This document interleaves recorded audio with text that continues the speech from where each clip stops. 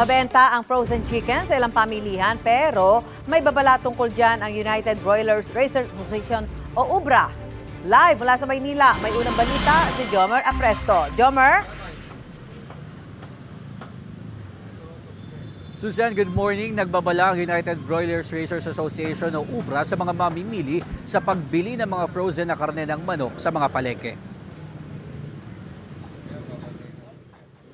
Madilim pa lang, nagpapadeliver na ng mga kilo-kilong frozen chicken ang tinderong si Lioby sa Trabaho Market sa Sampaloc, Maynila. Ito raw kasi ang binibili ng kanyang mga suki na may karinderya o mga restaurant dahil mas mura ang mga frozen meat kumpara sa sariwang karne. Sa ngayon, nasa 170 pesos ang kada kilo ng frozen chicken.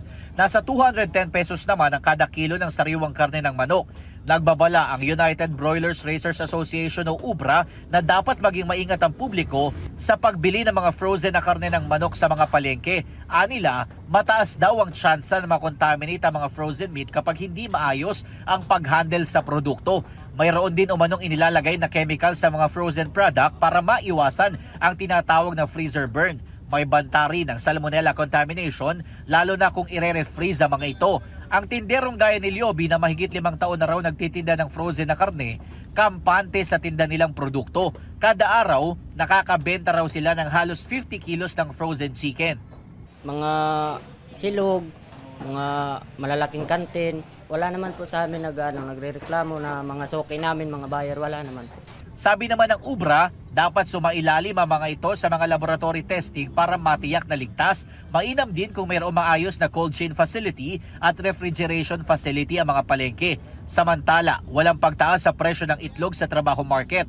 Nasa 230 pesos ang kada tray ng size small na itlog, 240 pesos ang medium, 250 pesos ang large at 260 pesos ang XL.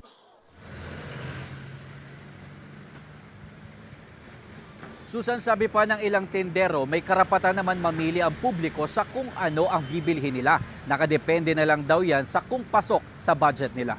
At yan ang unang balita mula dito sa Trabaho Market sa Sampaloc, Maynila. Ako po si Jomer Apresto para sa GMA Integrated News. Gusto mo bang mauna sa mga balita?